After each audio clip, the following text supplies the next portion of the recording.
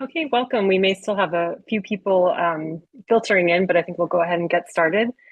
So on behalf of the interest group leadership, myself, Julianne Marley, my co-chair, Joanna Langell, our vice co-chairs, Guillermo Garcia Sanchez and Wolfgang Alschner, we're delighted to welcome you to the final session of our summer book talk series.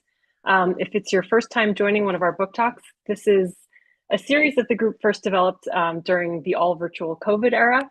But we've been delighted to carry it on to be able to highlight some of the terrific work being done by our membership and other works related to international economic law. And so today is no different.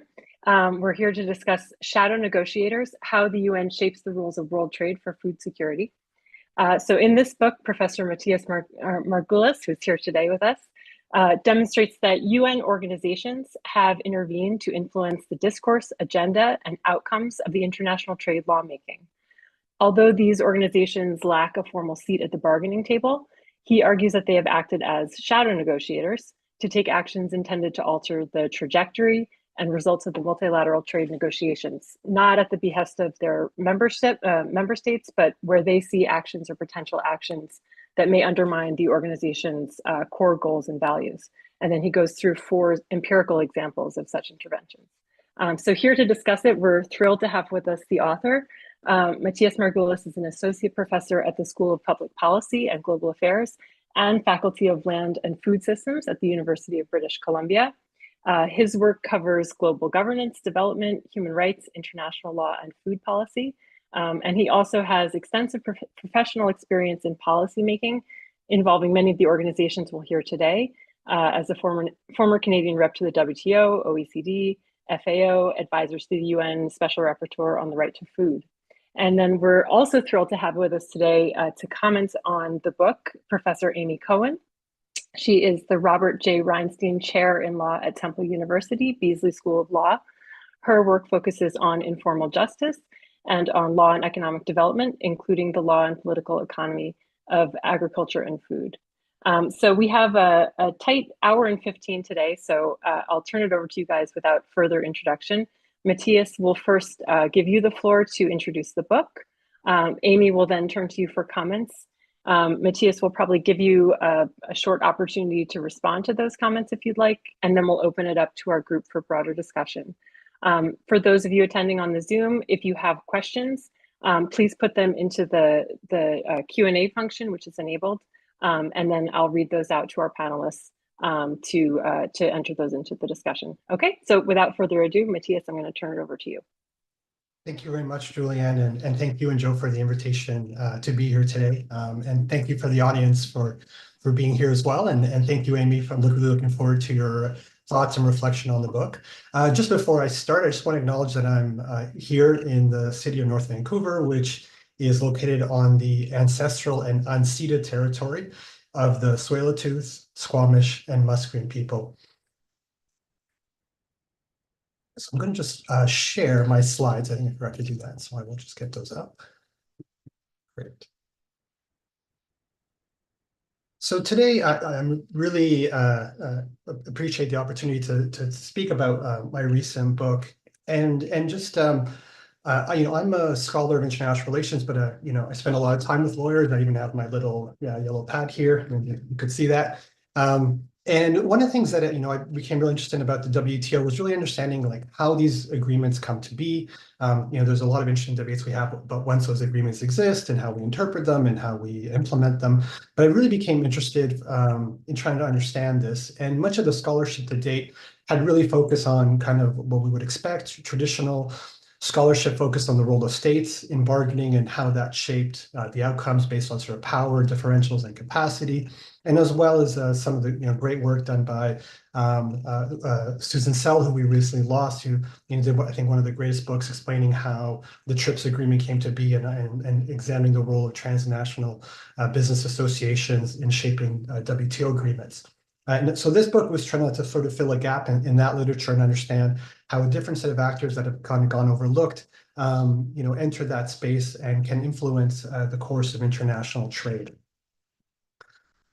So the book focuses on, in particular on agriculture and food security. And for those of you who are were less sort of maybe familiar with that, I'll just sort of give you some context for that issue in the trade regime. So the World Trade Organization has become a central flashpoint for global political battles over the governance of agriculture and food security. Agriculture is among the most contentious issues, areas of global trade politics. It's so contentious, in fact, that it was excluded from the international trade regime for nearly 50 years. Now, the controversy surrounding agricultural trade stems in part from the fact that food is not just a widget or a commodity like any other. Agriculture plays a critical role in food security and economic development and is essential for human survival. Agriculture, trade, and food security are deeply intertwined, especially in the global south, where over 2.5 billion people, nearly a third of the world's population, depends directly on agriculture for their livelihoods.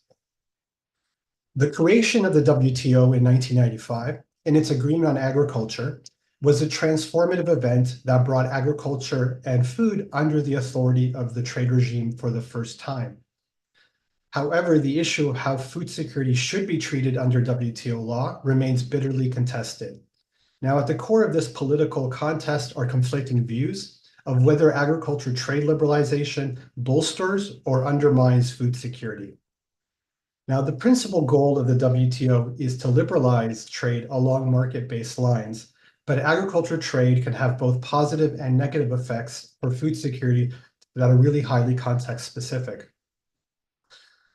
Political conflict over how to treat food security at the WTO is considerable, and multiple Southern governments have threatened to exit multilateral trade negotiations out of stated concerns that global trade rules risk increasing hunger within their own borders. Conflict over trade and food security has also galvanized global civil society actors seeking to stop the WTO's drive towards deeper agricultural trade liberalization, most notably La Via Campesina, which is the world's largest social movement and whose goal is to get the WTO out of agriculture. Now, in the book, I show that multiple UN agencies have intervened at the WTO in an effort to steer global trade rules toward outcomes that protect global food security.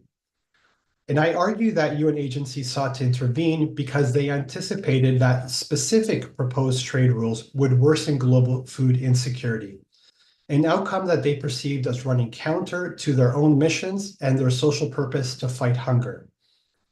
In doing this, these UN agencies were self-directed actors. Their actions were not prompted by their member states, but instead taken independently and intentionally by the bureaucratic leadership of these organizations. Moreover, the book demonstrates that targeted interventions by UN agencies at the WTO had meaningful effects. I showed that UN agencies had a discernible influence on the discourse, agendas, and outcomes of global trade rulemaking. Now, the fact that UN agencies influence global trade rules is a bit surprising. As previously mentioned, these UN agencies don't have a formal seat at the table. They're not invited to participate. That is only limited to states. The WTO GATT are not open to non-state actors.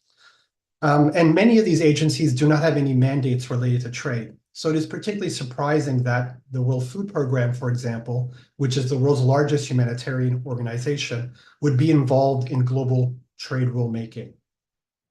But as I show, UN agencies managed to successfully insert themselves into the politics of trade negotiations and exert real influence on the agreements. Now, what is this also just, why does this matter? What is it broadly telling us? And I think one thing that's important to keep in mind is that it really does demonstrate the way that the role of the WTO is continuing to increase in the global governance of food security. And about 10 years ago, when I spoke to WTO members and reps, and I said, the WTO has become a food security institution, there was a lot of resistance to that. But today, it's acknowledged that part of the WTO now involves governing global food security. But what that means is that the WTO is becoming this key site of contesting global food security policy. And if you follow events at the WTO, that is really something that has marked particularly the last decade of the institution. So in the book, I sort of conceptualize the ways that these UN agencies go about trying to influence trade negotiations, because they don't have mandates, they don't have traditional trade expertise. They don't have any formal way of participating in the negotiations. And so sort of in the book, I sort of conceptualize these four kind of typical strategies that they use. The first is mobilization, where the UN agencies work with and through groups or coalitions of like-minded states, where they can provide leadership, use these groups to channel ideas, proposals into the negotiations. The second strategy I term public shaming, which is similar to naming and shaming, but here whether instead of targeting a particular country, what these UN agencies do is they try to present or frame specific trade proposals as being against the interest of the international community or wrong in some manner. And here they kind of rely on their kind of a moral authority in order to do that. The other one, which may be of most interest to the legal scholars here in the room, is the way they can invoke alternative legal frameworks. So sometimes UN agencies will bring in legal concepts from different areas outside of trade law in order to make arguments and propose rule changes at the WTO. And lastly, there's this idea of taking sides, where they can endorse and bolster the position of particular countries by publicly taking their side through public discourse, through releasing statements and so on. And that helps to sort of tilt the political balance at the WTO towards maybe the position promoted by certain countries. Now, the book has four cases, each which demonstrates these different strategies in action, and also which sort of also look at different issues and different time periods. So the first case looks at the Food and Agriculture Organization, the second case, the World Food Program, the third case, the Office of the High Commissioner for Human Rights, and the fourth, the Special Rapporteur on the Right to Food. And what's quite interesting is that all these different UN actors, they're very different in terms of their mandates, their membership, their resources. You have the FAO on one hand, which has over 4,000 staff and a $2.6 billion budget. And on the other hand, you have the Special Rapporteur, which is really an individual with very minimal staff. So what this shows is that intervention is not really specific to, it's not specific to a type of international organization or UN actor, but it can be pursued by many different types of UN actors. And also because we see this happening at different points of times, this isn't sort of a one-off event but it tells us this is sort of a continuous recurring type of politics that we see at the WTO. So I'm going to just sort of give you a brief taste of just one of the cases, a part of one of the cases. And I'm going to discuss how the Food and Agriculture Organization, or the FAO, intervened during the Uruguay round of GATT negotiations that led to the creation of WTO. And the FAO was really instrumental in mobilizing developing countries and designing trade rules intended to protect food security. So just as a quick background, the FAO is one of the original post-war organizations created in 1945 in order to preserve the peace, and is charged by the international community to reduce hunger and improve agricultural production. And in the sort of 80s leading up to the launch of the GATT, the FAO was probably one of the loudest champions of agriculture trade liberalization. So it was a real staunch supporter of bringing agriculture to the GATT and liberalizing agricultural trade, because there was a belief within the organization that trade barriers were primarily hurting the economies of developing countries. So if we could reduce trade barriers in agriculture, that would allow for significant economic development in developing countries. So in the context when the Uruguay round started in the mid-1980s, this was a time when the US and Europe were in the midst of an escalating farm subsidy war. They were spending enormous sums on subsidies, which were depressing agricultural prices worldwide and distorting international markets. And they decided, in that era of Thatcherism and Reaganism, that it was time to roll in the state. And part of that was to bring agriculture under international trade rules and create an agreement to reduce subsidies and other trade barriers in agriculture. And really, the primary goal of these reforms were intended to actually boost prices and boost the incomes of farmers. So that was the real motivation coming from the global north, was to basically reduce the state cost of supporting farms and let the market do its magic and increase the income of farmers. Now, when the negotiations got started and the first sort of proposals started to be circulated by the US and the EU, the sort of overwhelming economic consensus from the World Bank, the OECD, studies also by IFPRI and the FAO, were that the proposed reforms were going to lead to a major rise in global food prices, about on average 20%, but for some key staple commodities could have been as high as 35 or 40%. And so what this meant was there was a recognition that the main losers of these reforms were likely to be net food importing developing countries. And these, in fact, were the majority of GATT members. Over 90 of the 110 or so GATT members at the time were net food importing countries that depend on imports of staple commodities for their domestic food security. And so as the negotiations start to move forward, the leadership becomes increasingly concerned about this projected food price increase in the future, that food is going to become less affordable, and that this will lead to rising hunger and food insecurity among poor households.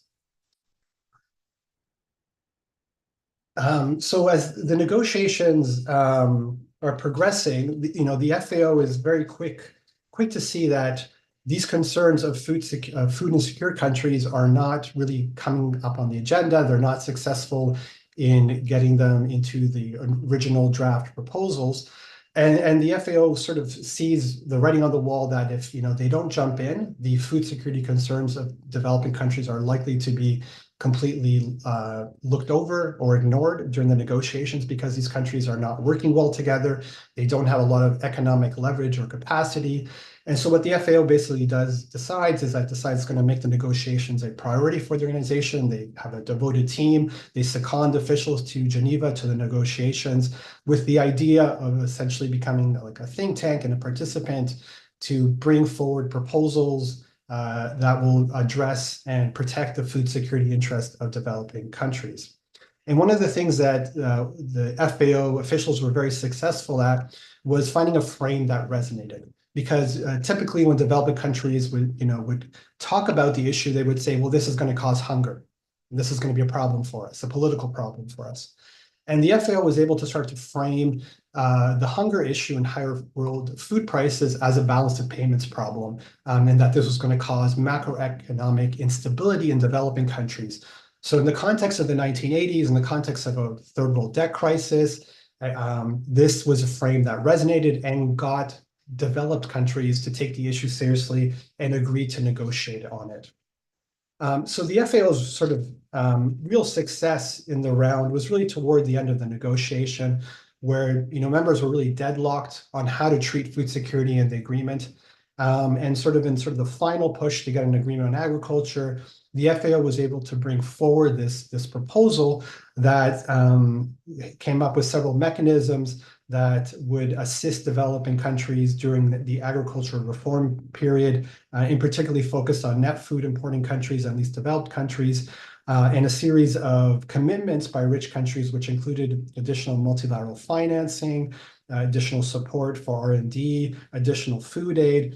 And the whole idea was that these measures would help net food importing countries sort of weather any potential food price shocks for a foreseeable time. But it also made this official commitment by developed countries to developing countries to assist them as sort of part of WTO rules. And this proposal was actually adopted by developed countries. It became part of the final agreements. It's known as the Ministerial Decision on Net Food Importing Countries and Least Developing Countries. Shorthand is the Marrakesh Decision. And so this is, part of the foundational WTO agreements, and this is something that was essentially conceived of, written, and essentially pushed through by the FAO at the GATT. So what this tells us is that the FAO intervened in the GATT, out of concerns of higher food prices, that this would worsen food insecurity, and really working through this net food importing developing countries, it was really able to influence not only the agenda, but the outcome of the negotiations. So just some brief conclusions. I think it's important to put this in context. When these UN actors are trying to intervene at the WTO, they're not doing this because they're part of an anti-globalization movement or because they're anti-WTO, but they're really focused on preventing specific trade rules, which they see as having potential negative effects, really sort of trying to modify those. And these are actions that are driven just by these organizations' missions. My argument, that's really what drives them. And I think this is, I also see this as a positive development. I don't see this as development as sort of competition between the UN and WTO or a clash necessarily, but the actions of these organizations have actually led to more pro-food security outcomes at the WTO in trade negotiations that we might see otherwise. And I think it's important that, even though this book looks at specific moments, many of these ideas and proposals still are part of the discussion at the WTO. They're still on the agenda, and they still frame a lot of the current discussions. And so a key takeaway for me was that the UN was playing a much more consequential role in global trade rulemaking, particularly at the WTO, than was really previously assumed. There's a lot of sort of skepticism about the role of UN institutions in global economic policy making, but I think this book shows us some of the ways that these UN institutions can have influence even in areas where they don't have mandates or they don't have official roles. So thank you very much for your time and attention, and I look forward to hearing from Amy. Great. Thank you so much. Amy, we'll turn it over to you now. And just a reminder to everyone, please go ahead and start filtering questions if you have them into the Q&A, and then we'll take those on later in the session, but you can already feel free to do that. Great. Well, huge thanks to Joe and Julianne for inviting me. This book was such a pleasure to read. Let me just say a little bit, part comments, part description. So I'll just start, as you all just heard. Shadow negotiators ask us to understand IOs as interveners, right? They're not simply principal actors. They're not simply agents for principal actors who are states, but they're actors with their own normative commitments that they wish to advance. To that end, Matias Margulis illustrates how IOs working on food security function just like states, like corporations, like social movements to influence the rules of global trade. He shows that IOs don't simply offer technical input into WTO proceedings, nor do they endeavor really to collaborate with the WTO to reach a shared goal, nor do they endeavor to compete with the WTO to shrink or replace it. Instead, they attempt to intervene in the WTO in order to influence its rules in a direction consistent, as we heard, with the IO's own political and moral values.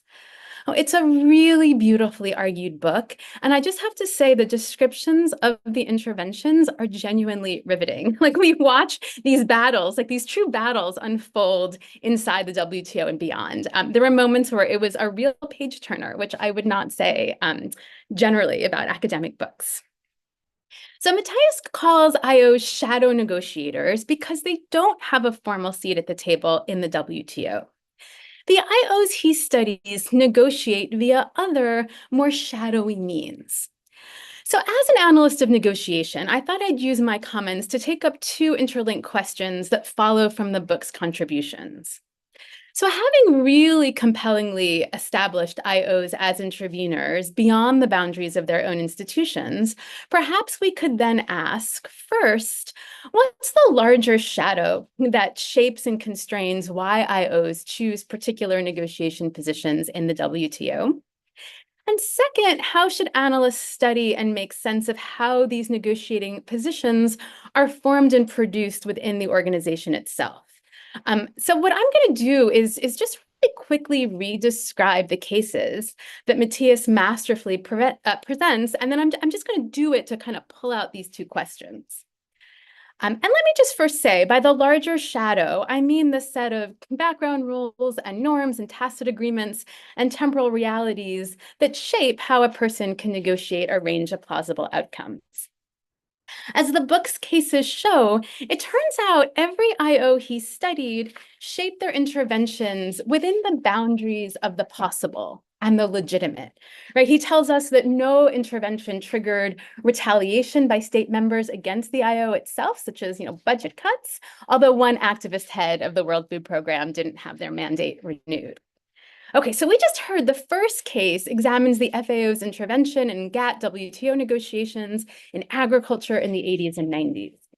And here, the FAO engaged in what I would call win-win negotiation when the meaning of win-win is directly shaped by power imbalances.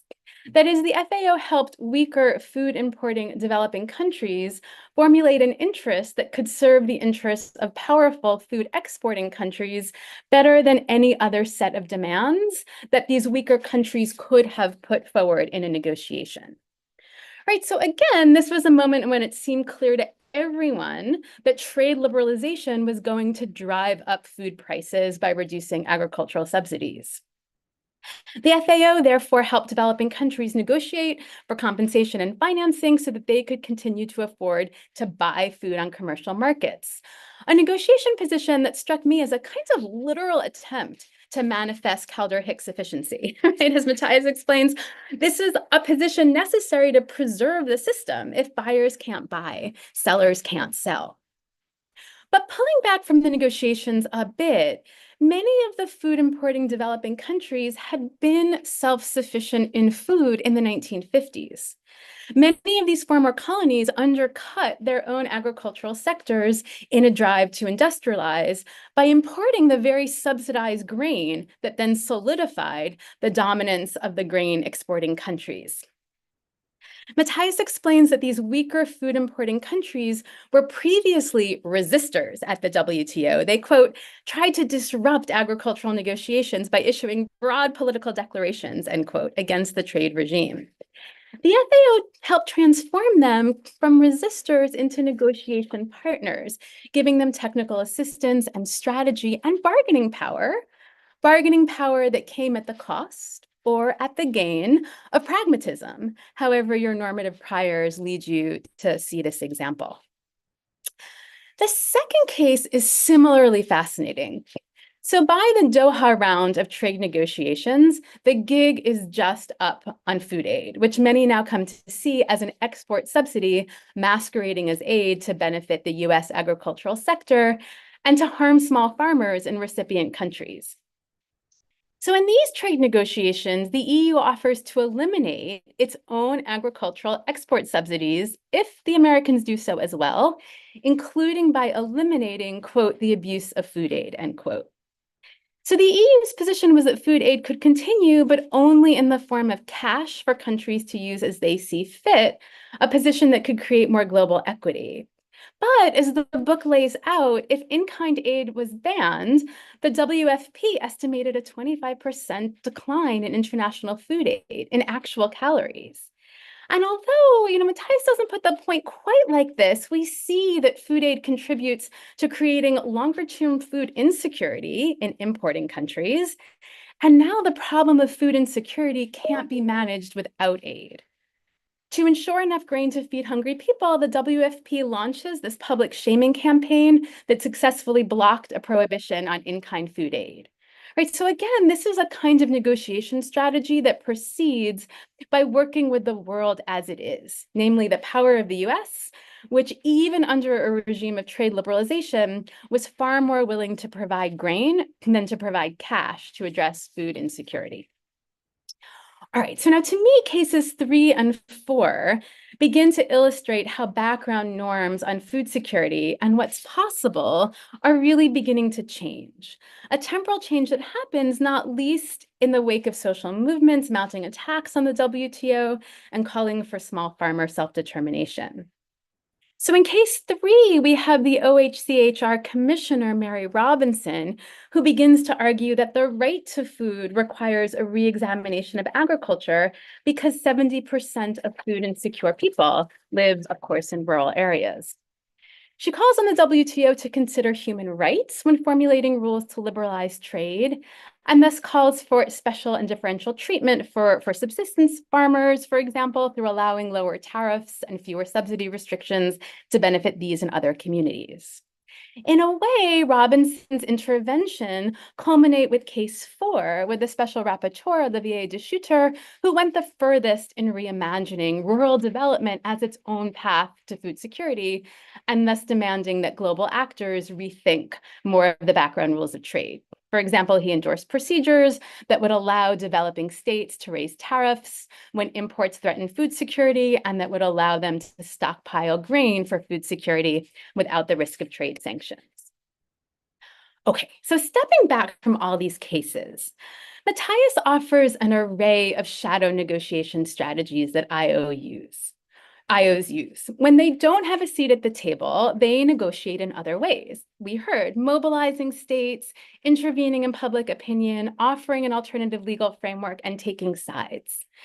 But I wonder if it's also worth thinking a bit more explicitly with the larger shadow and asking about what motivated and made different strategies possible at different points in time.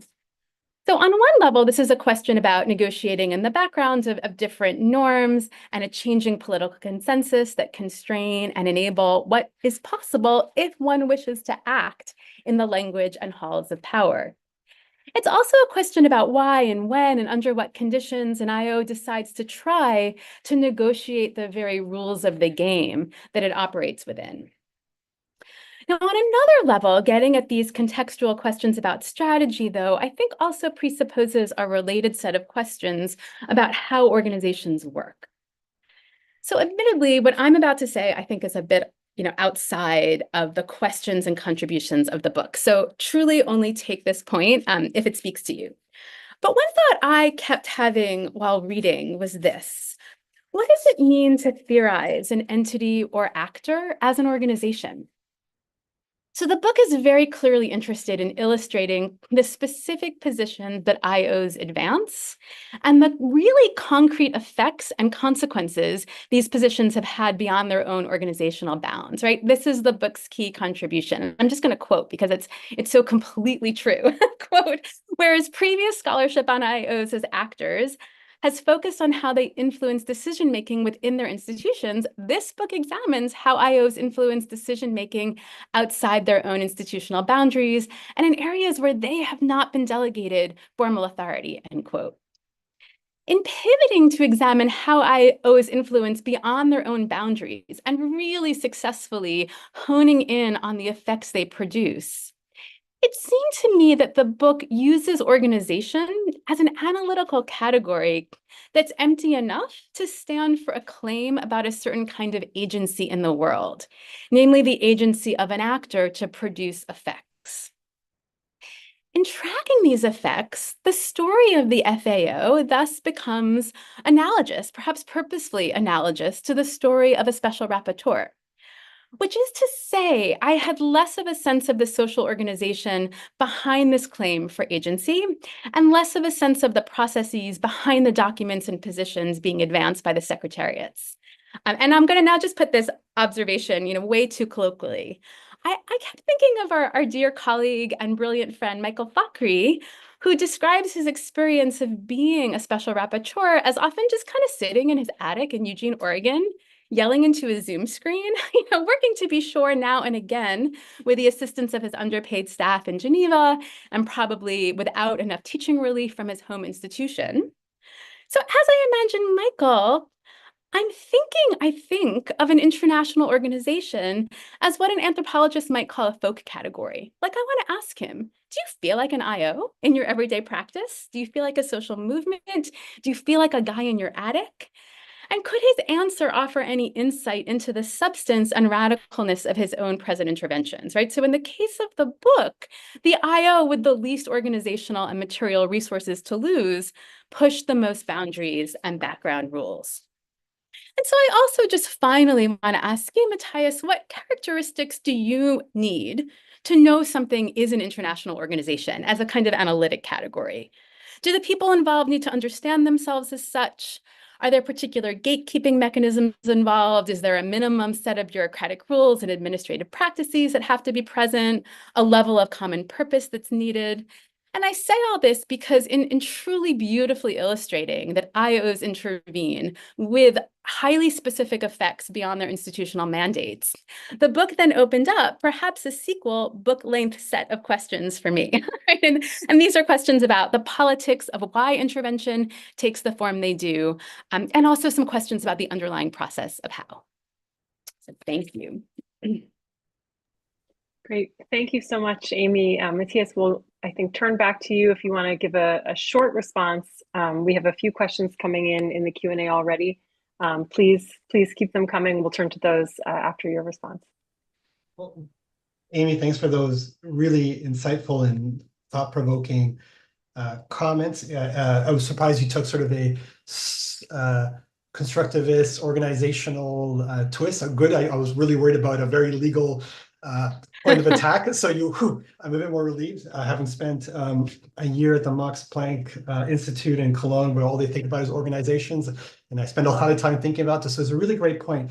And I think one of the ways that I struggled with the concept of organizations was also how to distinguish that from very specific individuals, which, regardless if we think of these organizations as heavily bureaucratic with all these rules and slow moving and difficult, there are some individuals and organizations that seem to be able to skate through that and push. And so one of the things I saw through doing this work was that there were certain individuals, and maybe at certain points in time, that were really able to push in a way because the conditions were right. So I really think it was about the opportunity structure, and that IOs hadn't really done this before, so nobody was paying attention and nobody could punish them because nobody really was observing what they were doing outside. So this whole idea we have about fire alarms or ways you can detect when IOs kind of are going rogue, those things aren't so easy to detect when they're doing things outside, as opposed to doing things inside the institution. So I think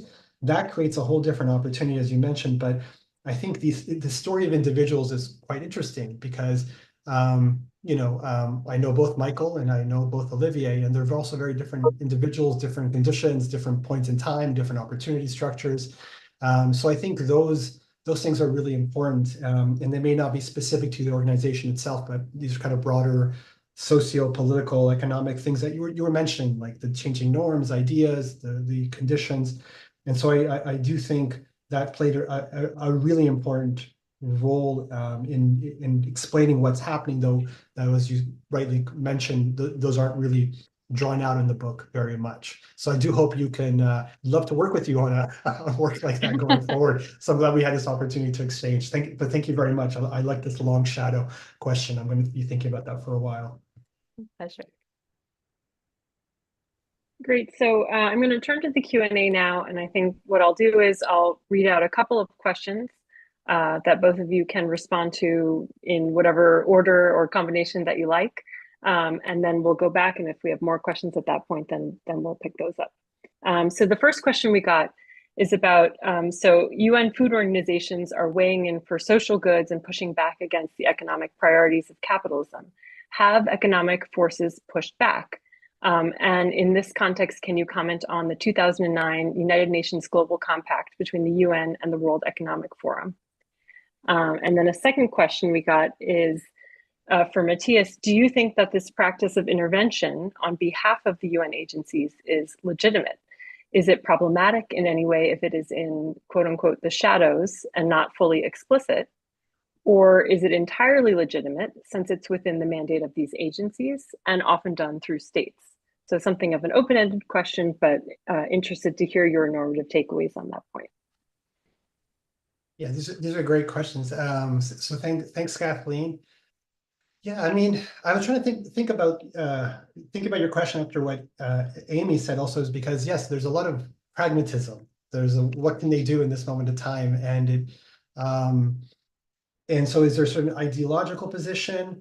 At first, my gut feeling was that there was an ideological battle going on, given food battles at WTO are very ideological, at least among states a lot of the time. But I think in the cases I examined, I really think ultimately it was really driven by just ensuring that more people didn't go hungry because of some new rule or commitment that states were taking at the WTO. Whether those can be seen as providing social goods and less capitalist, I don't know. I think agriculture is the least capitalist sector in some ways. It's the heaviest with state involvement compared to any other economic sector. So whether we have free trade in agriculture is a debate. I think one could go on about. I'm less familiar with the Global Compact, which I believe dates back to 2001, 2011. But I think there's also these debates about the UN getting too close to corporations. We're seeing that again in recent discussions about the the recent Global Food Summit that happened. So I think the UN works with corporations closely sometimes. Sometimes corporations have a lot of influence and sometimes they don't. I think it's issue specific and institution specific. So I don't think there's a particular trend line beyond that. The UN has gone to multi-stakeholderism, so we would expect to see more private sector actors having greater prominence. For the second question, what's my normative take? I mean, as a former negotiator, and as a former Canadian negotiator, where it was very clear to me we had much more capacity and much more leverage than many of our colleagues from the global South. There is an imbalance. So if the UN agencies are helping to rectify that imbalance, maybe that will lead to a more legitimate outcome, whether in the sense of an outcome that's fair and better reflects the interests of all members. So could be one way. It could lead to a more legitimate outcome. Whether their actions are legitimate, for all the developing countries in the case I described, it was very legitimate, extremely legitimate. For the US, Australia, Canada, and some European countries, it was not legitimate at all. So I think that's also a subjective thing, depending on that country's interests and objectives in the negotiations. So I think maybe that's my quick answer to that question. So maybe you can think about the legitimacy of the outcome and also the legitimacy of the intervention as maybe two different ways of measuring legitimacy. I don't know if Amy has some thoughts on that one as well. I'll just a quick thought on the first one, but really turning it into then a question for you. So just this sense of agriculture being the least capitalist sector. And there is a sense, you sort of make this point that agriculture is a kind of boundary object. It's a human right. It's a basic necessity. It's a market commodity. So it can function across kind of spheres and scales and do interesting work. But you end the book with this really interesting provocation to say that the analysis, the organizational analysis you offer for IOs, we could use it in other spaces and other spheres. And so I was curious, I'm sort of your sense of kind of agricultural exceptionalism. Is there something about agriculture that allows for this kind of normative intervention? Or do you really see this as a case study of a more kind of general dynamic? Was what the first question prompted for me, for you. But I know there are other questions. No, please go ahead. I'd love to hear the response on that. Yeah, I mean, I guess a bit of both. I mean, on the one hand, agriculture is exceptionalist because of the deep role the state all around the world maintains in this sector. On the one hand, it's becoming less exceptional in the current moment, historical moment, as national security concerns start to feed into trade policy, start to feed into domestic industrial policy. So I think maybe agriculture is becoming less exceptional in the current historical moment we live in, whereas we are seeing the state return in a heavy way to the economy, which we maybe had not seen. We assume the direction of travel was going the other way. That's not fully realized yet, but that's something we can see in the mix.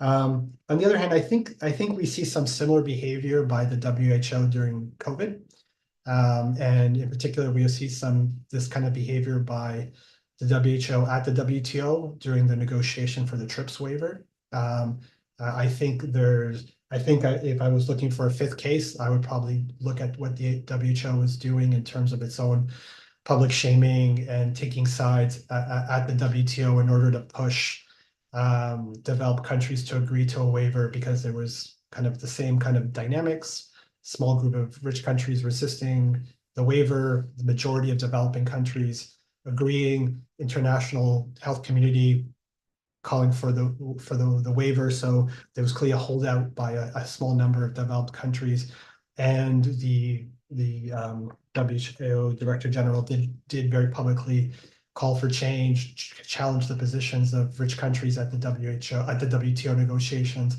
So I think there are cases, and I think we might also see it in environmental negotiations. So I definitely think there's more of this happening, but I think agriculture lends itself maybe more so than other sectors because of that major role of the state and the particular aspect of the back to food security and economic livelihoods. Yeah. Yeah, I'd like to piggyback a little on some of the questions you just answered. and go back to Amy's point about sort of working within the world as presented and what's actually possible. A lot of the focus is on the informality of the role, and sort of start by saying because they don't have a formal seat in these negotiations, this is how that they're intervening. But it also seems like in some ways these types of intervention have been more effective than you sort of might have expected on the front end. And broadly speaking, it's been in some ways precisely because of that informal role, right? Because they're not sort of a formal party in the negotiations, there's a bit more freedom perhaps to influence those parties that do have the formal role, which is the member states. And so, whether that's by sort of serving as a counterbalance to the power imbalance that we already see, right? Allowing the articulation of a message when the interests are aligned with under-resourced states, whether that's by sort of enlightening other states to their own self-interest, or in sort of standing up to support a coalition that may already exist but hasn't been amplified. And I wonder if actually having, and I don't know if there's any examples you've looked at where these organizations do have a formal role, I wonder if that effect might actually be minimized, right? If you have the organization sort of acting on its own behalf within a formal context. Because it seems like it's both, the ability to influence and then also, having the credibility that influence is actually going to be powerful, which in part comes from being seen as a party that's outside of this negotiation, right? That's independent in some way. So just be curious, I think, for both of your thoughts on that. Amy, do you want to go first? No, I can load up a second question too. No, it's a great question. So I think there's a couple of pieces to this. One is sort of kind of that epistemic communities type of argument, in the sense of, if you go to the negotiations at WTO Agriculture, these are mostly reps from ministries of agriculture, sometimes also ministries of trade, but usually you get if you're there, it's USDA folks at the table, not necessarily state. And if it's from Canada, the ag reps are there. So there's a certain way of thinking that you have to kind of understand and penetrate. And so I think some of these UN agencies, actors within the UN agencies, can understand and speak that language quite well. So I think the FAO is interesting because it, even though it's historically seen in a very antagonistic way by the West, at the working level officials, somebody with an ag econ degree from large land granting university in the States is going to be taken seriously. And so if you are part of that community, you can speak in that world. You have a lot of legitimacy to speak and to be taken seriously. So I think there's, at that working level, it can penetrate. But also when you have folks from the outside, it does create like a cognitive dissonance. So when the human rights, whether it's the High Commissioner or Special Rapporteur, try to come in and they're speaking from the language of human rights, but they're telling states, you have these commitments. You've already signed on to these commitments and your human rights treaties. You need legal consistency. That creates kind of a cognitive dissonance for a ag specialist, because they don't know much about human rights. They don't know what commitments their country has taken and whether what they're agreeing to could be somehow create some sort of potential legal inconsistency or normative kind of question.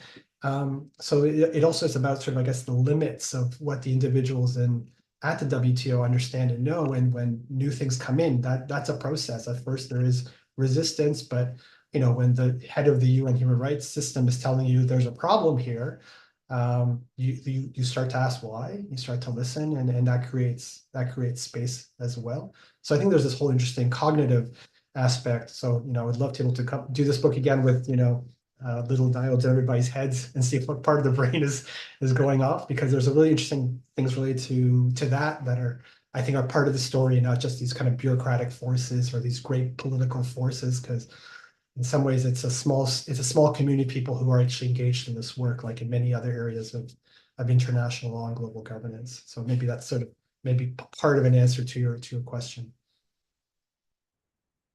I'll just add a quick footnote. I think that's exactly right. There's something in particular about the special rapporteurs and the way they identify a kind of inside-outside position. So Nadia Lombeck and I did a range of interviews, and one of the things I just remember Olivier de Schutter telling us was how he kind of just understood himself as a translator. So he was somebody in the room who could speak social movement in very kind of empirically informed, technical, elite-inflected language, right? And that was a role that he could play that not many other people could play, like doing that kind of translation work, which I don't know what that means to think of through the lens of an IO theory, but definitely something that positionality enabled that other organizations didn't have.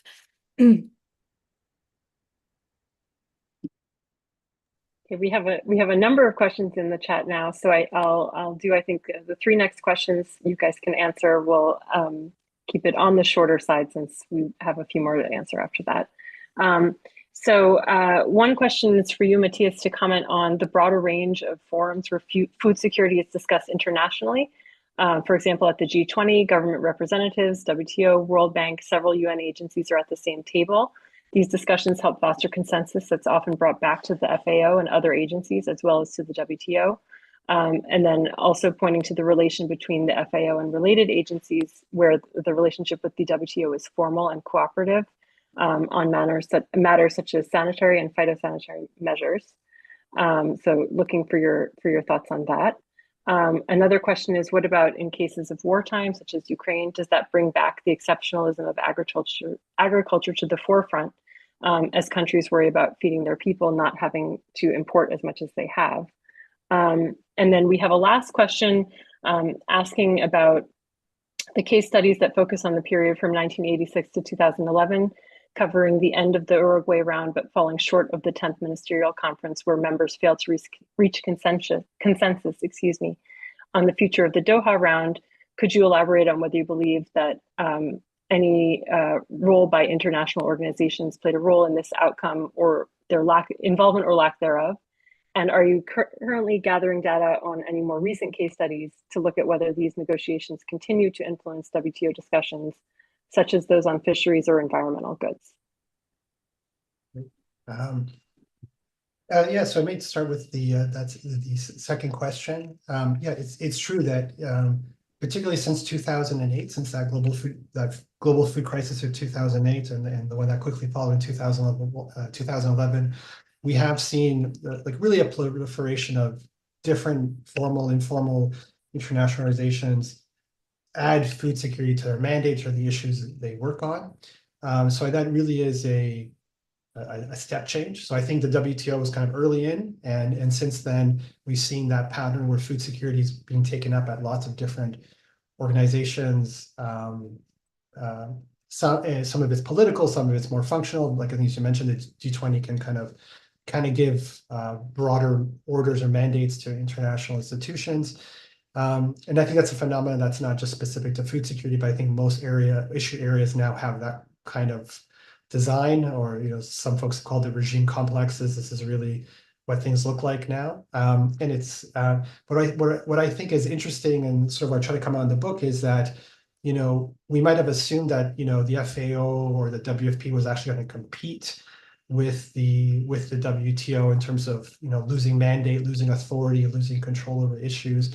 But that's not really the dynamic. We see dynamic of both intervention, but we also see the dynamic of cooperation at the same time. And so I think one of the things it tells us is that organizations can have many kinds of different relationships at the same time. They can be conflictive, they can be competitive, and they can be cooperative at the same time, they can be coordinating. And so I think because those connection points are increasing, I think you'll see a mixture of all that happening. The question about Ukraine exceptionalism. I mean, we've just been seeing in general an increasing use of export restrictions the last few years, and that's an issue that only the WTO can deal with. And that's been a really contested issue there, and no solution. So I do think we're seeing, like, back to that strategic competition rivalry thing there. Countries are concerned about export restrictions being used, like Russia's been using them, but other countries might use them in the future, like China's afraid the US might use them in the future. So that's an area that is still being discussed. And just a quick question about, do you still see this? Well, the cases actually go up to, 20, a little bit further, up to late 20 teens. But many of the issues that I discussed in the book have come back, surprisingly. So the whole net food in poor and developing countries decision came back a couple of years ago at the WTO, where the net food importer said, we're not happy with how it was implemented, even though it's been 30 plus years since that agreement, we want to rework it. So some of these things have, like, because of the way WTO works, they stick around for longer periods of time, and so they can reappear. And as I mentioned, I think we're seeing that in particular happening right now. In public food stockholding, that issue is unresolved and extremely contentious, and that's where in the book I focus on the special rapporteur, but other UN agencies have also tried to intervene on that one, and that's quite a pitched battle that has not been resolved.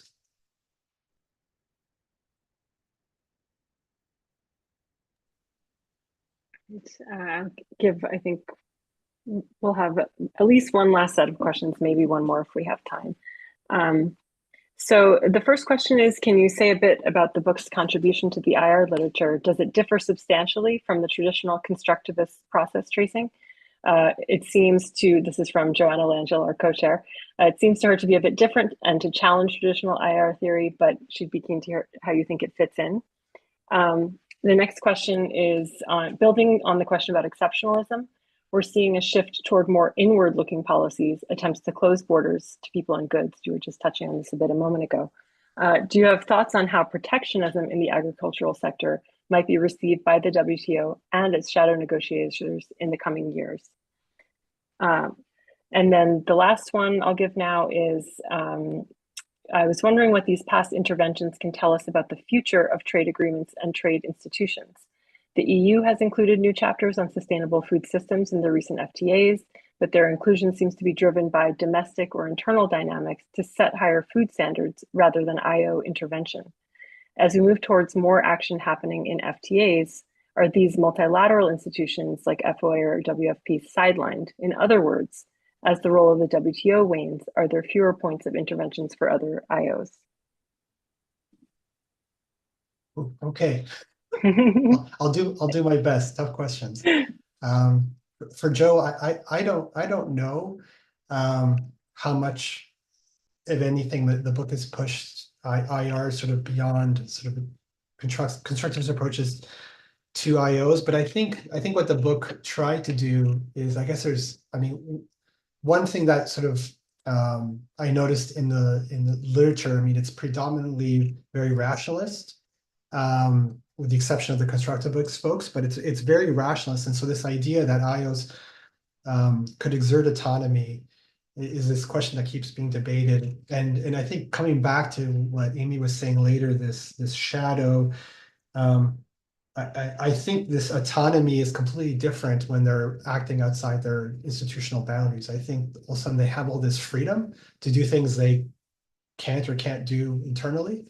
I think it also has all these risks associated for the IOs in doing that. So it's not they have freedom, but there's a lot of risk reward they have to think through. And I just think IR hadn't really thought about that very much. And also, even though, constructivist scholarship recognizes autonomy and agency, it is also very skeptical of that. And the ebook by Barnett and Finnemore kind of leaves us quite skeptical because they focus on pathology and the pathology of IOs. And one might ask, are these behaviors, interventions pathological? Go up in question. But I felt very optimistic. And writing the book, I wasn't optimistic, but somebody has told me, hey, your book's really optimistic. The UN goes in, does things, the world's a little bit better on the margins because of it. So I think the way I guess I've come to think about it is it is an optimistic story about how IOs can pursue social purpose and it not be completely pathological or self-destructive, as maybe some of the conclusions that we might get from other constructivist work, if it's my reading out on it. I believe the other question was about increasing protectionism. And yes, that is happening. In agriculture, we're seeing that, but it's not a side change. And maybe to connect to the last question, I think there's two things going on. One is we are seeing this, de-risking, concerns that, protectionism, but also tying into, security in a way. Agriculture and food are being tied into security and not just traditional food security sense. But so there's that direction of travel, and that's happening at the WTO. At the same time, there's also continued cooperation, continued liberalization of agriculture happening. As more countries, their agricultural sectors develop, they want to get in the game, and more countries are participating. And the other thing that's happening is this sustainability debate, which has been going on. And one of the really interesting things the FAO has been doing lately is trying to reimagine what the WTO could look like if you wanted to move towards sustainable agriculture. So how could you use all these tools and commitments that exist under the WTO agreement to, instead of subsidize agriculture and subsidize highly pollutant or less than socially desirable forms of agriculture, and how could you use that system to promote more sustainable agriculture? And the FAO is doing a lot of really interesting work there with other actors as well, including some civil society actors. So I think it tells us, there's spaces to do interventions for many different things. You can have these currents happening at the same time. You kind of need 10, 20, 30 years to know how it's going to play out. But that's sort of the sense of what I think is happening. And I think it tells us, even though there's a proliferation of trade agreements, all these institutions, the WTO still remains the only place where states are willing to negotiate these kind of larger commitments and larger structural changes to the global economy. Obviously, that's difficult with sort of the endless paralysis and breakdown and broader geopolitics at play. But I think it tells us the WTO is still the place that states want that to happen if it was to happen, as opposed to regional or just bilateral, trilateral things. So watch that space would be my guess part of that answer. Amy, I'll just give you, we've had a bunch of questions in now, so I'll just give you the opportunity if you wanted to weigh in on any or all of the above. No, that's we can get in more questions. That's I'm really enjoying listening. Great. And I had sort of one follow on to the question about the regional treaties versus WTO and how that move might affect this. It seems in part that in some ways maybe some of the focus has been within the WTO context, is because that's the area where we see, or at least have seen, teeth, right? Each of these organizations has their own mandate and has their own sphere, but they haven't had the benefit of having, dispute resolution, et cetera, all of that. And so it can be incredibly meaningful, right, to influence the outcome of rulemaking within that context. So sort of like the potential move towards more regionalism, does that also come more into question if we start to see, the paralysis of the appellate body, et cetera? I don't know if you may have already sort of covered that in your answer before, but just sort of follow on to that comment. Yeah, I mean, we're living in a moment where the WTO is losing a tooth every week. We can't use the expression WTO has teeth. It maybe has like a bottom set, but no top set right now. It's like a 6-year-old. Yeah, somewhere along there. So I mean, so that is an interesting moment, and countries are, maybe not in agriculture specific, but we're seeing them in other areas as scholars have documented. This creates space for countries to do things that they couldn't get away with before, and they're strategically putting in non-consistent, WTO consistent policies. So that's also further eroding the trust or the in that system. Yeah, I mean, I think there's always been that tension, between the international, the regional, the question of whether the regional is to set the agenda for future international. You can do things regionally that you can't do internationally, depending on the set of groups. I mean, these are all bigger questions about what direction the world is going right now, which I think is, it's one can speculate. But at the same time, you do see countries continue to put the effort at the WTO. So despite some countries, namely, maybe the US and a few others sort of behaving very poorly at the international level, other countries are still trying to foster cooperation and work through the mechanisms, and work through alternative mechanisms to keep the system going. If you take the long arc of history, which one of the things writing a book like this is fun because you get to look back, not just 80s and 70s, but you can go back. And the system has had many different crisis points and it's transformed itself. So the question, the way I think about it is like, what is the future direction of the WTO? What is the future direction of the trade regime? And it's really hard in the current moment because it feels like everything is shifting so quickly.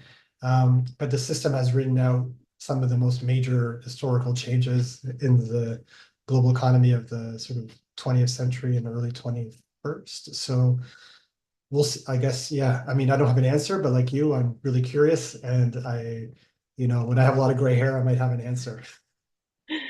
So watch the space, in other words. Yeah. So we have one more audience question. We have about a little under 10 minutes left, so we'll do one more audience question. Two more audience questions, and then we'll give you both a moment just to have any final thoughts. So the first question is food insecurity more of a governance issue, including corruption, et cetera, or should we look more at climate change, drought, et cetera? Particularly interested here in the global South. And then the other question is, with the move to more bilateral and regional agreements, do you think IOs will have the same power to intervene in negotiations if they've been able to tame down certain trends? With binational and regional negotiations, who will play that role? Yeah, I mean, food insecurity is complex. There's many causes, every country, sub-national areas has different challenges. And trade is only one piece of this, but trade gets a lot of attention or political attention because it is highly political, both within countries but also across countries. But I think Kevin, your question of things like climate change, and this is what I was mentioning before. I mean that is a kind of a risk that's unprecedented, and it means different countries will be affected. And countries with more capacity and more resilience are clearly better positioned. So I think the discussion around climate change, sustainable agriculture, and food security is becoming more and more dominant. There's been obviously resistance to that politically from different sets of actors, but I think that you clearly get a sense that the discussion has changed. And the WTO has really taken on environmental issues in a way it hadn't before. So I think that is going to be the key discussion, because that's going to raise all these questions about global inequalities in a ways we haven't had to think about in a long period of time. And if we start to see famines returning, that is, we're really reversing the trends of the 20th century in terms of global food security, in terms of the numbers are going up, not going down. We have more and more risks. So these are really key questions that should be a focus, and a much greater focus. And sometimes countries like to distract us by talking about other things instead of talking about these things, because there's a lot of entrenched interests who don't want to see change, both in the global South and the global North. So a very important question. Does the increase of regionalism or more institutions weaken the ability of IOs to have more influence? I'm not sure. I mean, maybe. It could go either way. The more things are diffused, the more spaces there are to try to potentially intervene. But also that means each IO is less important in that area than it was before, that it's more crowded. So I don't have an answer. I think like in some ways, like similar to my book, it's going to be very circumstance specific. I don't think it's a general thing that IOs intervene. I think they intervene when the conditions are right, when they think they can make a difference. And so whether you have more division of labor amongst institutions going forward, or more competition between regional and international, I still think when there's an opportunity and the IO thinks it can make a difference, it might try. If it thinks it can get away with it and the costs for doing so are low enough, and the leadership is willing to bear that cost. So I don't think it will structurally change the conditions, because I think the conditions are so context specific. Go ahead, please. Okay, yeah. No, I'll just jump in quickly here. There are two really interesting questions to end on. And maybe I might be overreading the first question, but there seemed to be a kind of distinction between governance on the one hand and something like climate change on the other, which, like, in the food space is often the kind of production distribution question, what do we need to get to more food security? And I think just one of the lessons of the 20th century is how totally intertwined these things are, right? That we have to think of them all as governance questions, climate change, of course, as well. And I actually just think that's the lesson of the food sovereignty movement. When they talk about agroecology, it's not technical and sustainable only, right? It's also a question of ownership and control and democratic governance, right? And so just kind of taking that question as a moment of thinking productively with a collapse. And one thing that I'm going to take away from so many of these rich questions is that it's another book-length book. The world we're in right now creates new questions for the analyst, right? So Matias's book did this masterful job of showing us how organizations intervened when we could imagine we had a centralized locus of power, right? And we have all these new questions about I agree with you, it's an open-ended question. There's no a priori power will be, more concentrated or less concentrated as we have more multilateralism, but how it works just creates new questions for organizational theory and analysis and ethnography that I think the questions have really put on the table in a rich way. Great. Well, we are almost at time, and actually, I think that's a very lovely last comment to end on. But I'll offer the two of you the floor if you had any last points you wanted to make. Oh, I'm good. I've run out of anything intelligent to say at this point. Fully grilled. No, perfect. Well, so let me just thank you both so much again for joining, for the really riveting discussion, for answering all the questions from our participants. It was really wonderful having you here today, and a perfect way to close our summer book talk series. For those of you who have joined today, if you're not already a member of ASIL, please reach out if you're interested in learning more about that. If you are a member of ASIL, but you're not a member of the interest group, please do join up. You can just do it right on the ASIL website, and then you will receive information about all of our future programming, which includes our upcoming biennial conference on international economic law. It's going to be next May 16th and 17th. It's going to be held in beautiful Ann Arbor, Michigan, at the University of Michigan. The call for papers and proposals is now open. It's open through October 15th. So please, we would love to have as many of you take part as would like to, and you can find all the information on the ASIL website. So thank you so much to our panelists. Thank you everyone for joining today, and hope to see you all soon. Thank you for having me, and thank you for all the questions. So much. Thank you, Amy.